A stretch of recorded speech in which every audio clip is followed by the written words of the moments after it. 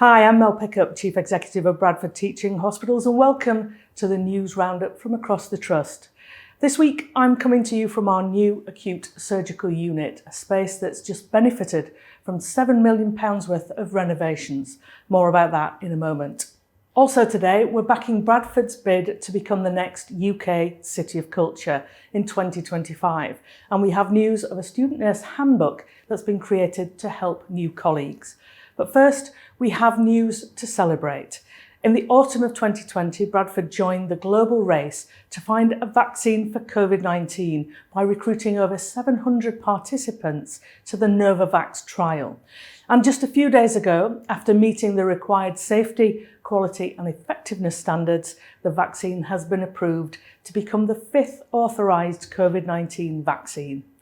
Here's Patient Recruitment Centre Clinical Manager Karen Regan to tell us more. So Novavax Child was the biggest vaccine trial we've taken part here in Bradford. It's a massive trial, 50,000 participants in the UK, so it was good that the people of Bradford got a chance to be a part of that. Novavax is a special vaccine because it's using protein-based technology, which has been used in other treatments, and it's been shown to have very few side effects. The patients have done really well, and basically it's been proven to work. This success has really made a difference to Bradford. We're now being offered other vaccine trials in other areas. We'd like to say a massive thank you to everybody who took part in whatever way, because it really has put Bradford on the map and really helped in the fight against COVID.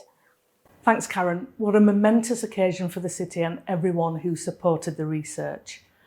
Now, even though there have been very few silver linings to the pandemic, due to the hospital's reorganisation during COVID, we were given a golden opportunity to redevelop our surgical unit.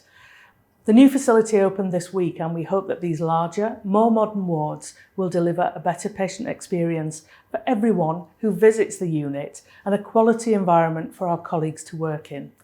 Here's Clinical Director for General Surgery, John May, to explain what's changed. Wards 2 and 5 have been completely revamped, refurbished, almost rebuilt, but they were old style Nightingale wards, so one big long room with beds down each side. When the patient comes to the unit, they'll be met and they'll be assessed in individual state-of-the-art assessment rooms with loads of side rooms, loads of assessment areas. They are spacious, they've got modern trolleys and everything that the acute surgical staff will need. The main change for patients and staff is that we're able to do our job and look after the patients in a more dignified fashion. Patients can come be assessed in a particular area designed for patient comfort, for patient dignity, for patient privacy. And it's just a more patient-friendly environment. Thanks, John. It's really exciting to see another great renovation completed at the Trust. Now it's time to take a look around the rest of the Trust to see what else has been hitting the headlines.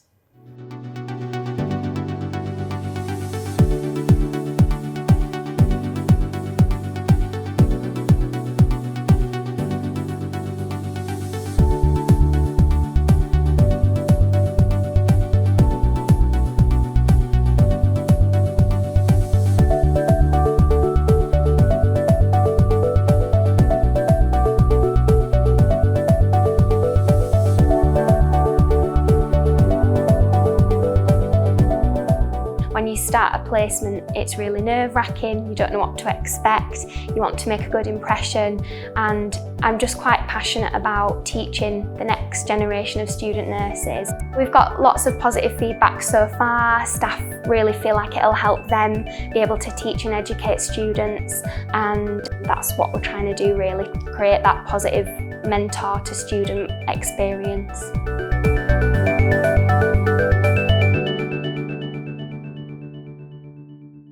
Thanks very much, Abigail. I wish I'd had one of those when I was a student nurse.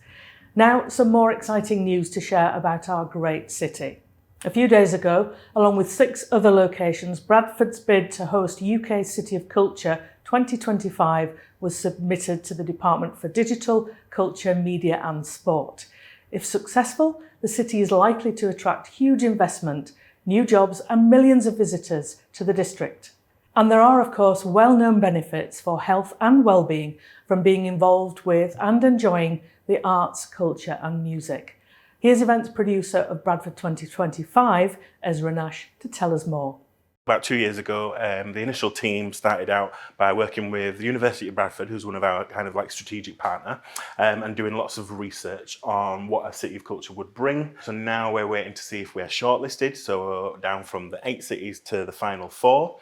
We will find that out in mid-March, and then the judges, if we are in the final 4, will come and visit in April, and then we will find out in May. So a City of Culture title would benefit the health and well-being of Bradford residents and citizens through lots of like help with mental health, so like lots of activities that are on for people to go to and take part in. Obviously exercise, sports, a big part of culture, so people taking part in sports activities.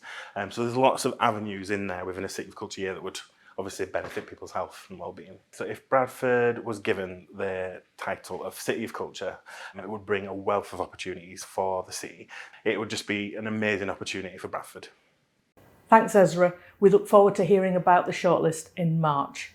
Well, that's about it for this week. As usual, our latest updates can be found on our social media channels, Twitter, LinkedIn and Facebook. And just before you go, if you have been inspired by the success of the Novavax trial and would like to contribute to a new COVID-19 vaccine study being held in Bradford, then please contact the email address on the screen below.